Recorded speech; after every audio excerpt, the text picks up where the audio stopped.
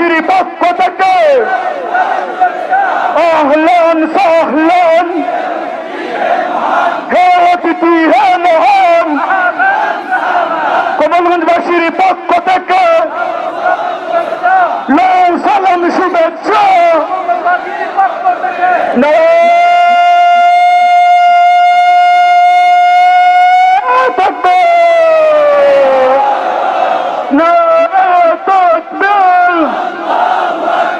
জামাত ইসলামী বাংলাদেশ, আমিরে জামাতের আবহাওয়া, শুভেচ্ছা স্বাগত। কমলগঞ্জবাসীর পক্ষ থেকে লাল গোলাপ শুভেচ্ছা। আহলান সাহলান, হে অতিথি হে মহান।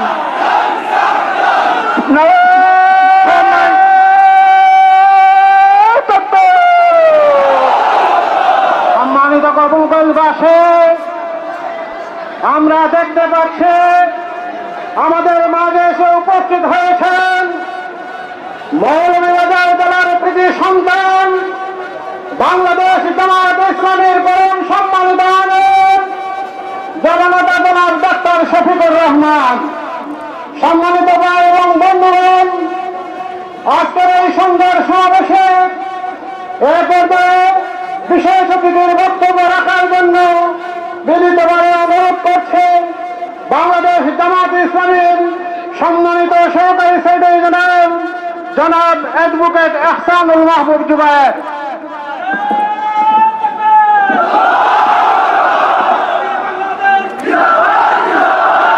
আসসালামু আলাইকুম ওয়া রাহমাতুল্লাহ। আলহামদুলিল্লাহ, ইন্নাল হামদালিল্লাহ ওয়াসসালাতু ওয়াসসালামু আলা রাসূলিল্লাহ। বাংলাদেশ জামাত ইসলামী কমলগঞ্জ উপজেলা শাখা কর্তৃক আয়োজিত সাম্প্রতিক ভয়াবহ বন্যা, পানি আগ্রাসনের এই পরিস্থিতিতে আপনাদের সাথে দেখা করার জন্যে আমাদের সম্মানিত আমিরে জামাতের আগমন উপলক্ষে আয়োজিত এই সমাবেশের সম্মানিত সভাপতি, অনুষ্ঠানের সম্মানিত প্রধান অতিথি, সংগ্রামী আমিরে জামাত, বাংলাদেশ জামাত ইসলামী, জামাত ইসলামীর অন্যান্য নেতৃবৃন্দ, সাংবাদিক বন্ধুগণ, ব্যবসায়ীবৃন্দ, সমবেত ভাই এবং বন্ধুগণ, আমরা বাংলাদেশ, আমাদের এই প্রিয় দেশ, একটি কঠিন ক্রান্তিকাল অতিক্রম করে আমরা নতুন একটি বাংলাদেশকে দেখতে পাচ্ছি। দীর্ঘ 15.5 বছর যে জালিম স্বৈর শাসক এদেশের মানুষের বুকে চেপে বসেছিল, ছাত্র জনতার বিপ্লবের মাধ্যমে সেই স্বৈর শাসকের বিদায় হয়েছে। আলহামদুলিল্লাহ, আমাদের অসংখ্য ভাই এবং বোনেরা কোরবানি পেশ করেছেন, শাহাদাতের নজরানা পেশ করেছেন, আহত পঙ্গু হয়েছেন। আমরা তাদের রক্তের বদলা দিতে পারবো না, কিন্তু আমরা তাদেরকে প্রতিশ্রুতি দিতে চাই যে বিপর্যস্ত বিধ্বস্ত বাংলাদেশকে গড়ার জন্য ইনশাল্লাহ আমাদের সমস্ত চেষ্টা প্রচেষ্টা অব্যাহত থাকবে। আমরা আগামী বাংলাদেশকে একটি মানবিক বাংলাদেশ, একটি সমৃদ্ধ বাংলাদেশ, একটি সম্প্রীতির বাংলাদেশ হিসেবে গড়ার জন্য কাজ করে যাব ইনশাআল্লাহ। আমাদের ঐক্যবদ্ধ সংগ্রাম এবং প্রচেষ্টা আল্লাহ সুবহানাহু ওয়া তাআলা কবুল করুন, এই প্রত্যাশা ব্যক্ত করে আপনাদের সবাইকে মোবারকবাদ জানিয়ে আমাদের সম্মানিত প্রধান অতিথির গুরুত্বপূর্ণ বক্তব্য আপনারা শুনবেন, সে আশাবাদ ব্যক্ত করে আমার কথা শেষ করছি। সবাইকে ধন্যবাদ। আসসালামু আলাইকুম ওয়া রাহমাতুল্লাহি ওয়া বারাকাতুহু। সম্মানিত কমলগঞ্জবাসী, সম্প্রতি বন্যা কবলিত এলাকা পরিদর্শন উপলক্ষে, আমিরে জামাতের আগমন উপলক্ষে আজকের এই পথসভায় এ পর্যায়ে প্রধান অতিথির বক্তব্য রাখার জন্য বিনীতভাবে অনুরোধ করছে বাংলাদেশ জামাত ইসলামীর পরম সম্মানিত আমির জননেতা জনাব ডাক্তার শফিকুর রহমান। বক্তব্য রাখছেন জননেতা জনাব ডাক্তার শফিকুর রহমান।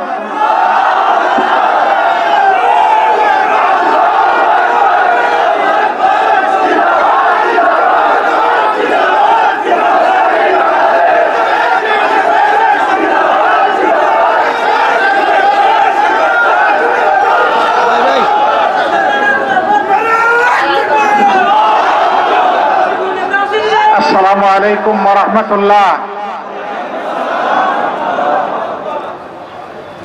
আমি এসেছি আমার বিয়ের দেশে। বড় মেয়ে বিয়ে দিয়েছি আপনাদের উপজেলায়। তো বিয়ে দেশের মানুষ আপনারা কেমন আছেন সবাই? আলহামদুলিল্লাহ রাব্বিল আলামিন ওয়াসসালাতু ওয়াসসালামু আলা রাসূলিহিল কারীম ওয়া আলা আলিহি ওয়া সাহবিহি ওয়া আহলি বাইতি আজমাইন, আম্মা বাদ।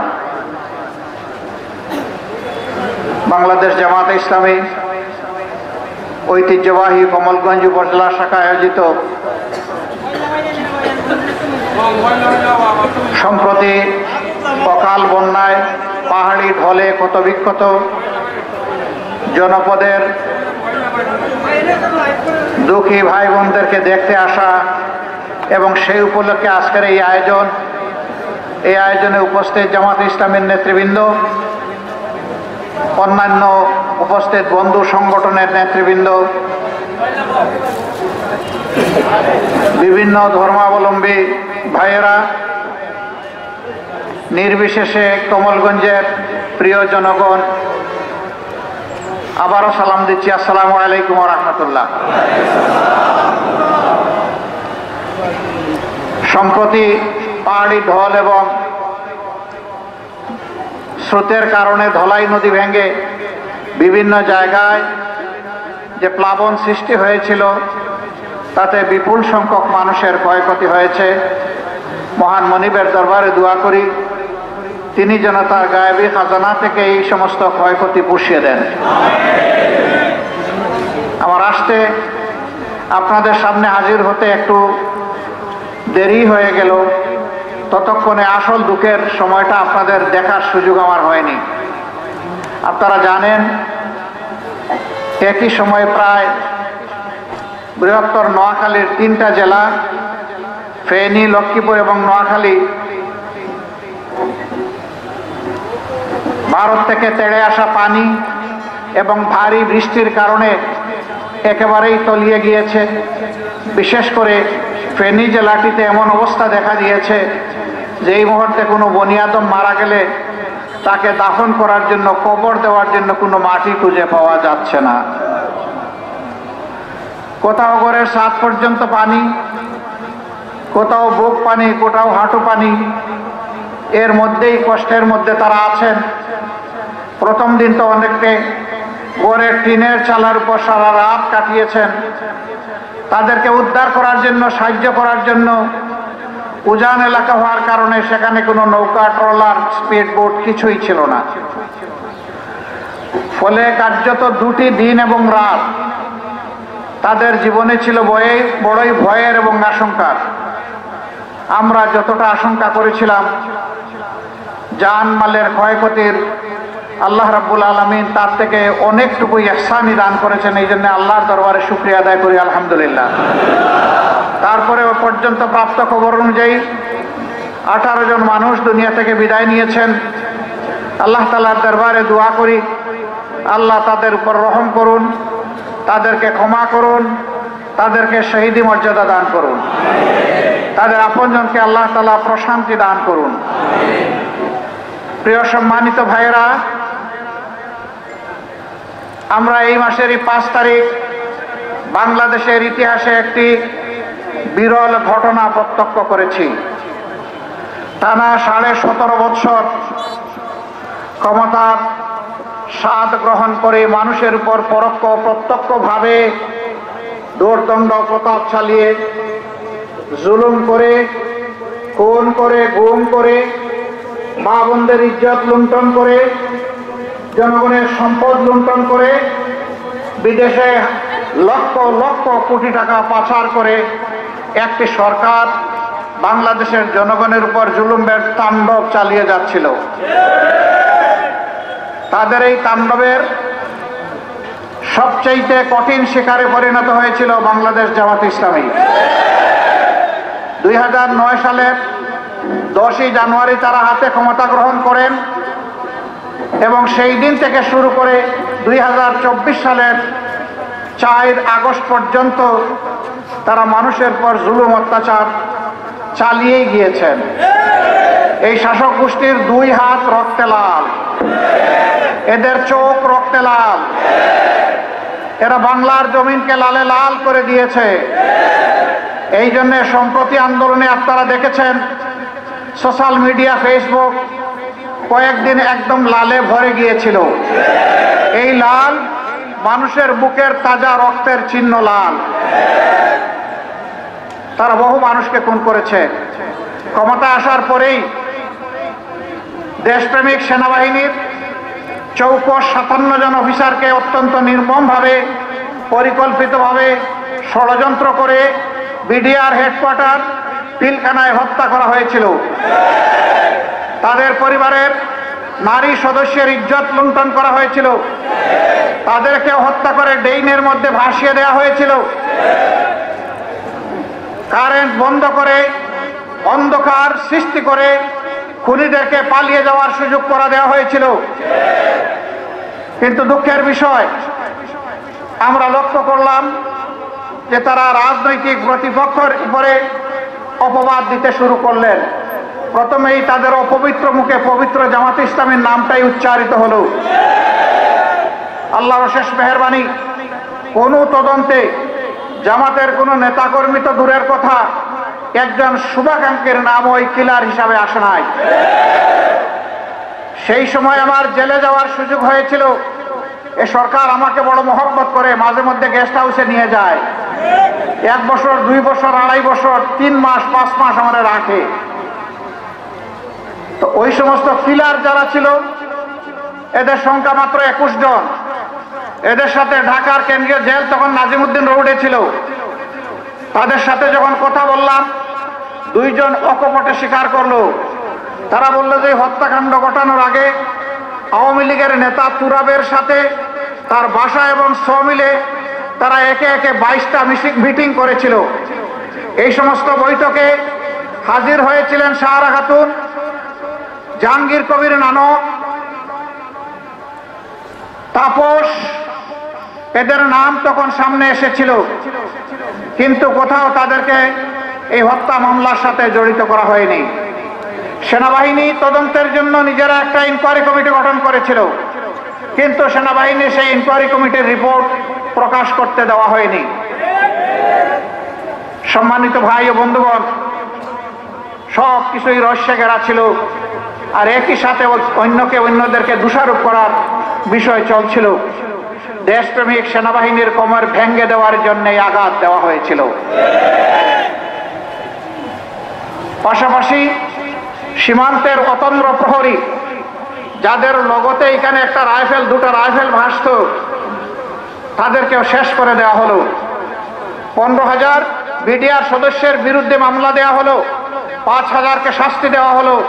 জেলের ভিতরে 750 মারা গেল, বাকিদের চাকরি গেল, পরিবার রাস্তায় বসলো, ফকিরের আত্মীয় তারা হয়ে গেল। একই সাথে সেনাবাহিনীর মনোবল ভাঙ্গা হলো। আবার বিডিআর নামে গর্বের আমাদের প্রতিষ্ঠানকেও ধ্বংস করে দেওয়া হলো। নাম বদলে ফেলা হলো। এখন নাম দেওয়া হয়েছে সীমান্তের চৌকিদার, বিজিবি। এখন লগতে আর রাইফেল দেখবেন না। পোশাক বদলে গিয়েছে, এর সাথে তাদের মনোবলও বদলে গিয়েছে।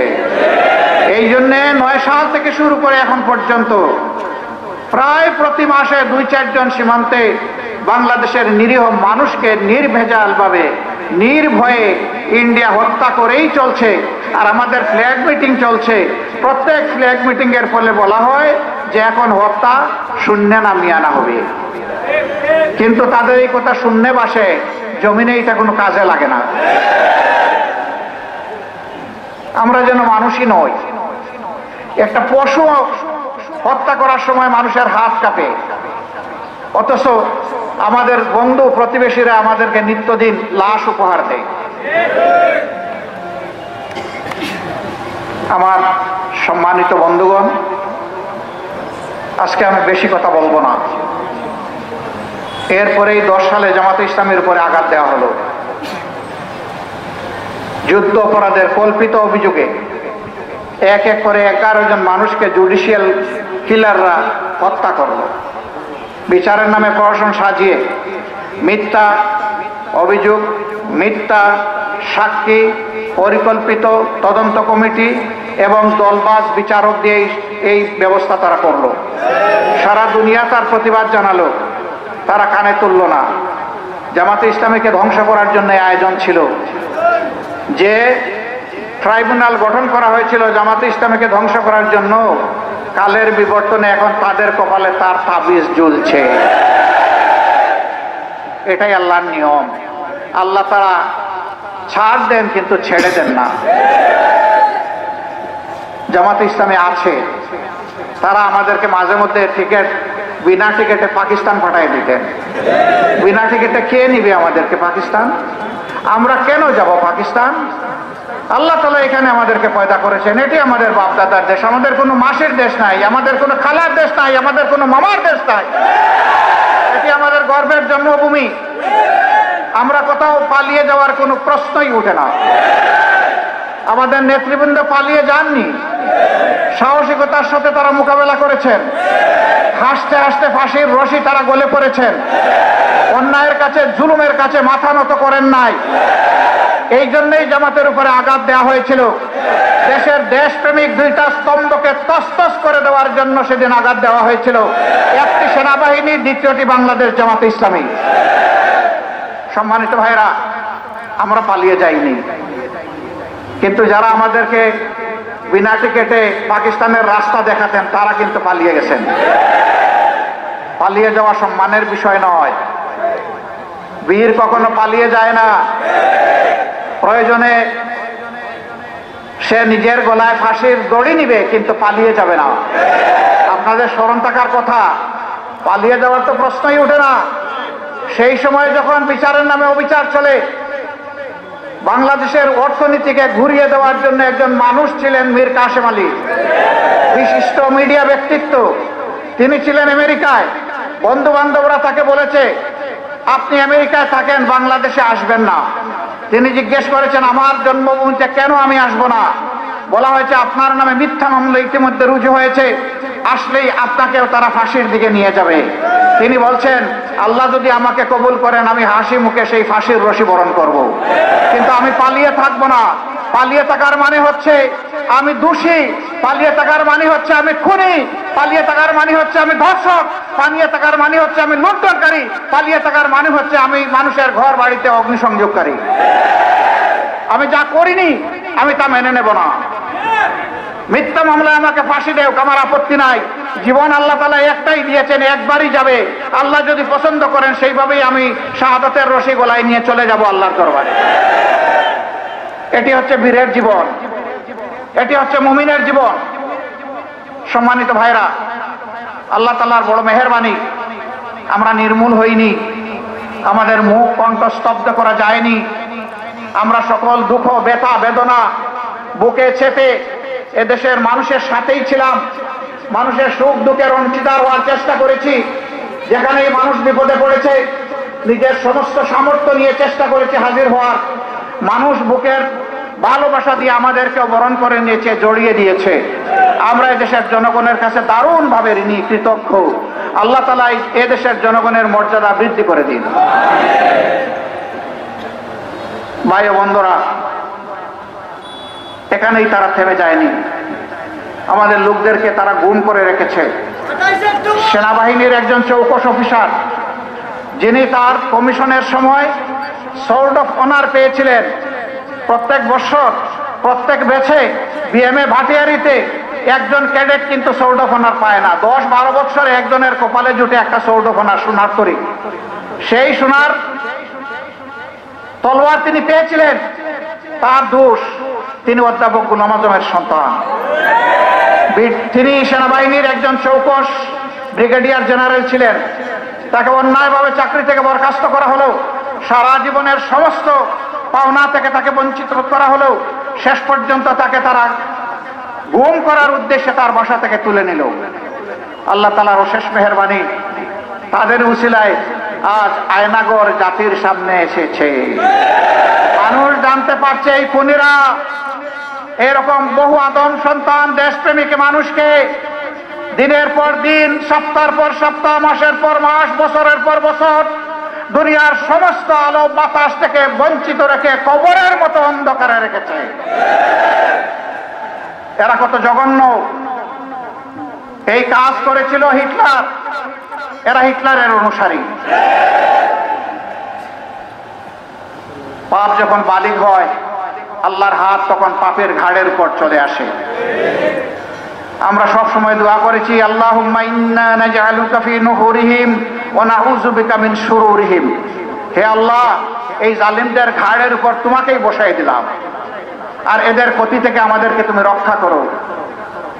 আল্লাহ তাআলা শেষ পর্যন্ত ছাত্র, তরুণ, যুবক যারা একটা অধিকার আদায়ের দাবিতে নেমেছিল, তাদের বুকে যখন গুলি চালানো হলো, এই গুলিকেই, এই খুনকেই, গণহত্যাকেই আল্লাহ তাআলা জালিমদের পতনের কারণ বানিয়ে দিলেন।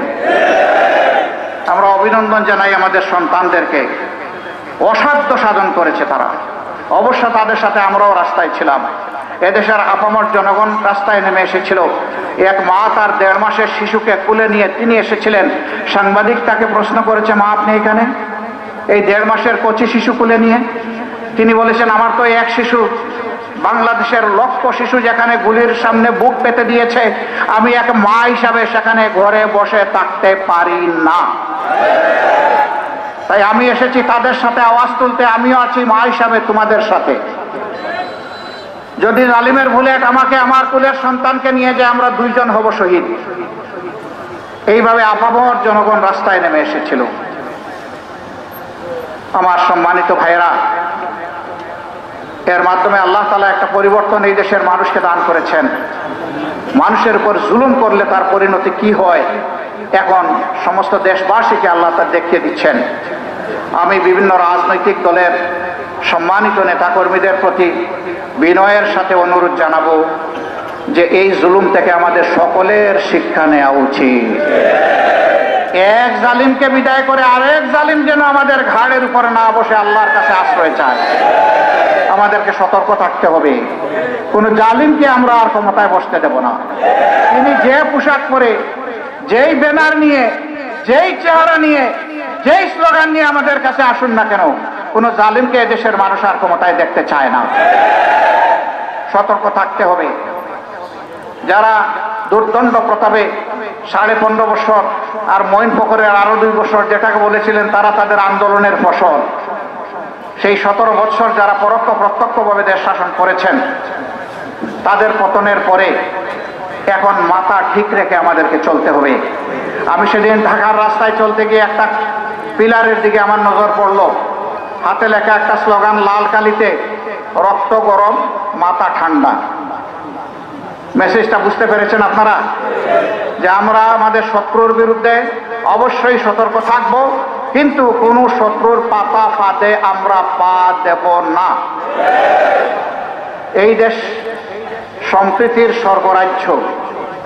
এই দেশে শুধু মুসলমানরা বসবাস করে না, এই দেশে আমাদের হিন্দু ভাই বোনেরা আছেন, বৌদ্ধ ভাই বোনেরা আছেন, খ্রিস্টান ভাই বোনেরা আছেন।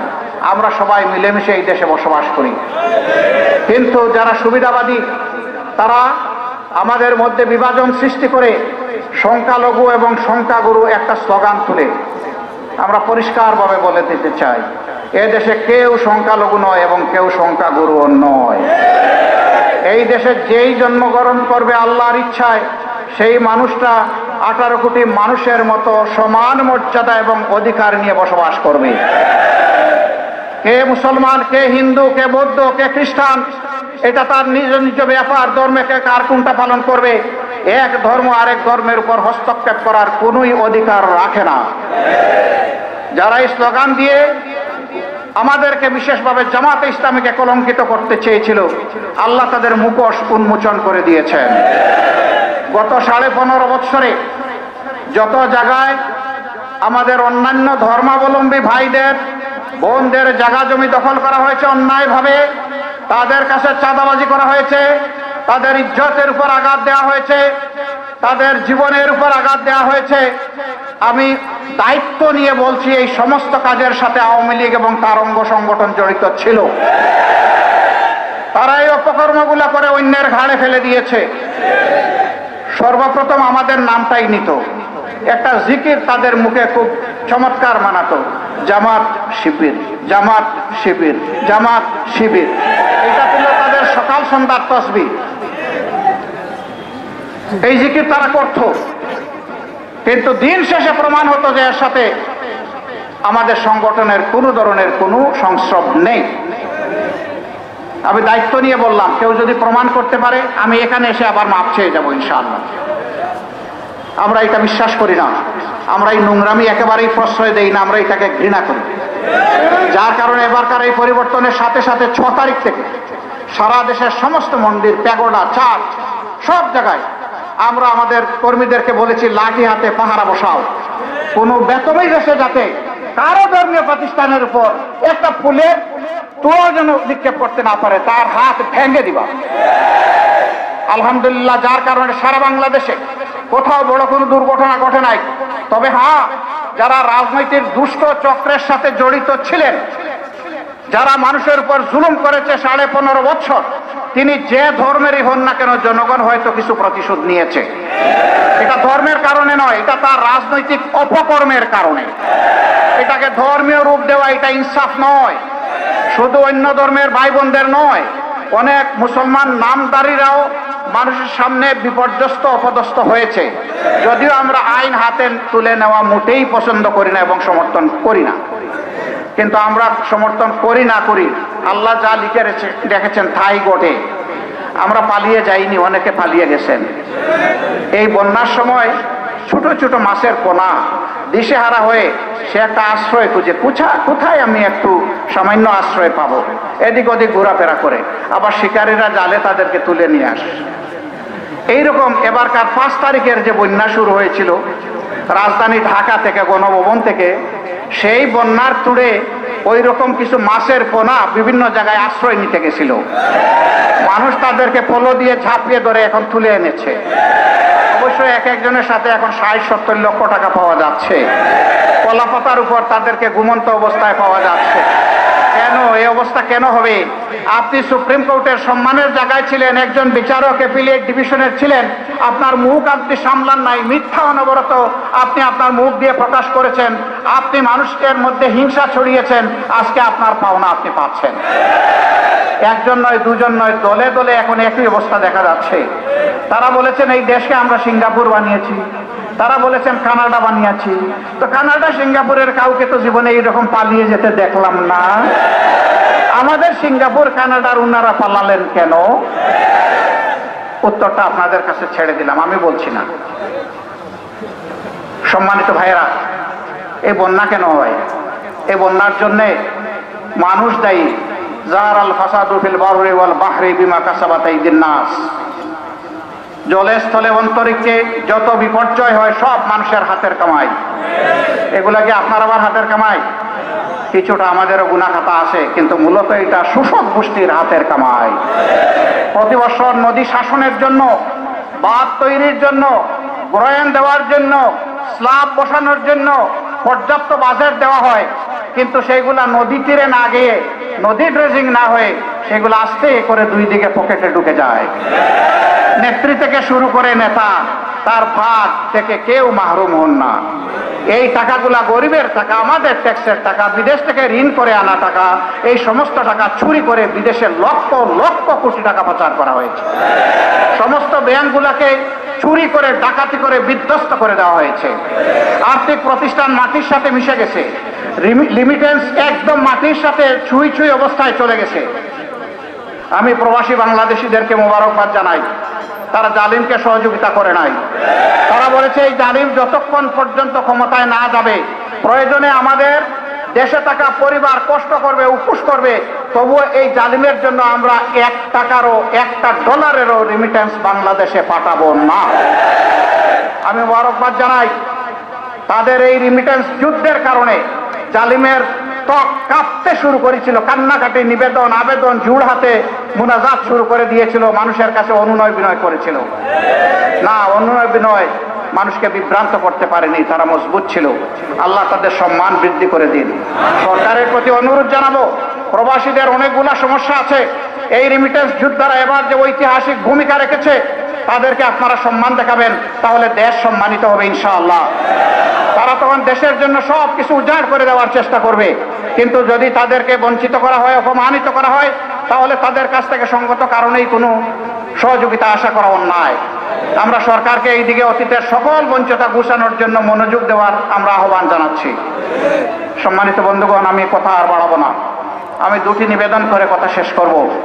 যারা আমাদেরকে জ্বালিয়েছে, আল্লাহ তুমি সাক্ষী থাকো, আমরা তাদেরকে ক্ষমা করে দিলাম। তুমি সাক্ষী থাকো আল্লাহ, আমরা প্রতিশোধ নেব না। প্রতিশোধ প্রতিহিংসার জন্ম দেয়, আর প্রতিহিংসা থেকে সমাজে অশান্তির আগুন জ্বলে উঠে। আমরা যারা দেশকে ভালোবাসি, আমরা দেশে আগুন জ্বালাতে পারি না। তবে হ্যাঁ, যিনি খুন করেছেন, মায়ের ইজ্জত লুণ্ঠন করেছেন, চাঁদাবাজি করেছেন, দখল বাণিজ্য করেছেন, মানুষকে নানাভাবে কষ্ট দিয়েছেন, তার নির্দিষ্ট অপরাধের জন্য শাস্তি তাকে পেতেই হবে। এটা তার ন্যায্য পাওনা। তারাই তো বলতেন 15.5 বছর দেশে আইনের শাসন আছে, আর আইন সবার জন্য সমান। এখন এই সমানের কিছু ভাগ আপনাদেরকেও নিতে হবে। তবে আমার অনুরোধ, কেউ আইন হাতে তুলে নেবেন না, আইনকে তার গতিতে চলতে দেবেন। আমরা বর্তমানে শাসন ক্ষমতায় যারা আছেন তাদেরকে অনুরোধ করব, আপনারাও আইনের উপর হস্তক্ষেপ করবেন না, আইনকে তার গতিতে আগাতে দিবেন। যারা বিচারের পবিত্র আসনে আছেন তাদেরকে অনুরোধ করব, আর কলমটায় দলবাজি করবেন না। ন্যায় ইনসাফের কলম যেন হয় আপনাদের কলম। আল্লাহকে ভয় করুন, কোনো মানুষের হক নষ্ট করেন, অন্যায়ভাবে কাউকে শাস্তি দেন, আল্লাহ আপনাদেরকে বিচারের দিন ছাড়বেন না, শেষ বিচারের দিন। আপনিই শেষ বিচারক নন, আপনার উপরে আহকামুল হাকিমিন আছেন। ইয়াউমুত তালাকে, তার মুলাকাতে সামনাসামনি আপনাকে আমাকে দাঁড়াতেই হবে। অতএব তাকে ভয় করে চলি। আমরা আগেই বলেছি, এই দেশে সংখ্যাগুরু সংখ্যালঘু একেবারেই মানি। আমি আপনাদেরকে অনুরোধ করব, সকল ধর্মের ভাই বোন মিলেমিশে যেন আমরা একটা শান্তির সমাজ গড়ে তুলতে পারি, একটা ঐক্যবদ্ধ জাতি গঠন করতে পারি। জাতিকে আর যেন আমরা বিভক্ত না করি। যে দেশ এবং জাতি ঐক্যবদ্ধ থাকে, শয়তান তার কাছে পরাজয় বরণ করতে বাধ্য হয়। আমরা সেই রকমই একটা শান্তি এবং সমৃদ্ধির, সম্প্রীতির বাংলাদেশ গড়তে চাই। এই ক্ষেত্রে আপনাদের সকলের সহযোগিতা চাই। আমরাও যদি কোনো অন্যায় করি, জনগণ আপনারা আমাদেরকে ছাড় দেবেন না, শক্ত করে ধরবেন। আর যদি দেখেন কল্যাণের পথে, ন্যায়ের পথে, ইনসাফের পথে, শান্তির পথে, সমৃদ্ধির পথে বাংলাদেশ জামাতে ইসলামী আপনাদেরকে আহ্বান জানাচ্ছে, সঙ্গত কারণেই আপনাদের বুক ভরা ভালোবাসা, 2 হাত বাড়িয়ে দেওয়া সহযোগিতা আমরা কামনা করব। আপনাদের সকলকে ধন্যবাদ। আল্লাহ তাআলা আমাদের উপর সহায় হন। এই জনপদের উপর আল্লাহ তাআলা রহম করুন। আল্লাহ তাআলা আমাদেরকে ক্ষমা করুন এবং আল্লাহ তাআলা তার সাহায্যের হাত আমাদেরকে বাড়িয়ে দিন। আমাদের প্রিয় স্বাধীনতা সার্বভৌমত্বকে আল্লাহ তাআলা সংরক্ষণ করুন এবং তার অতন্দ্র প্রহরী হিসাবে আমাদেরকে আল্লাহ তাআলা কবুল করুন। আল্লাহ হাফিজ। বাংলাদেশ জিন্দাবাদ। বাংলাদেশ জামাতে ইসলামী জিন্দাবাদ। আসসালামু আলাইকুম ওয়া রাহমাতুল্লাহি ওয়া বারাকাতুহু।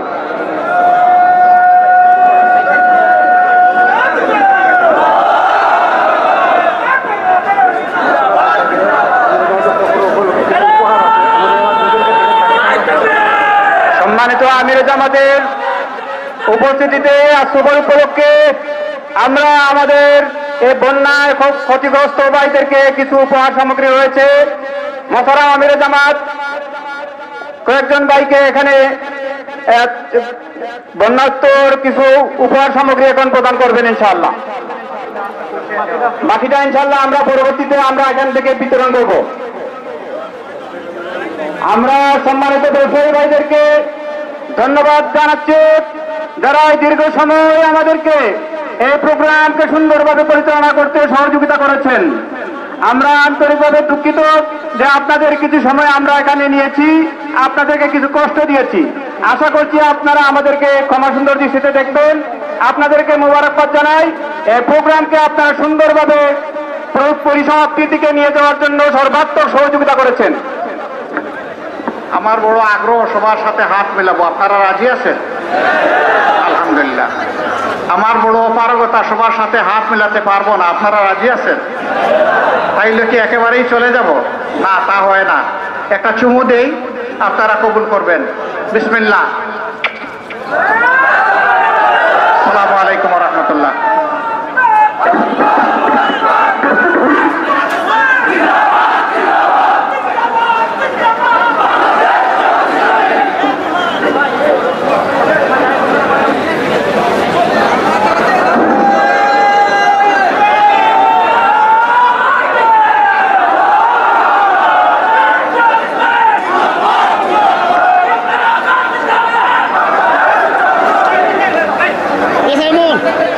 বলেন